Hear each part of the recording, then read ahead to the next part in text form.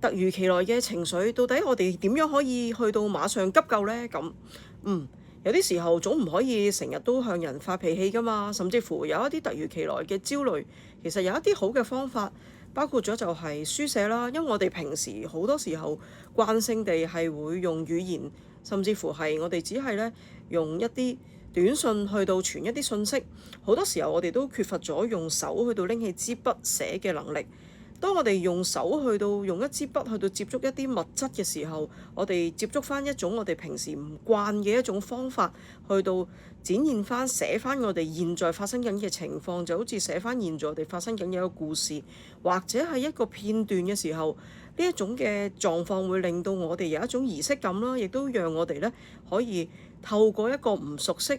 甚至乎忽略咗嘅方法咧，讓我哋重新可以去到睇翻我哋而家自己發生嘅一啲咩嘅事情，咁同時間亦都可以釋放緊我哋嘅潛意識嘅一啲想像，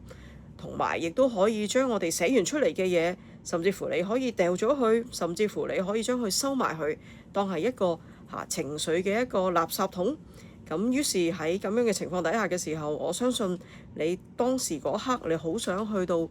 發脾氣，甚至乎好想去到摧毀自己嘅時候，呢個嘅方法應該都可以讓你停一停，諗一諗，唔可以暫緩一下你呢個情緒嘅一個壓力同埋焦急嘅。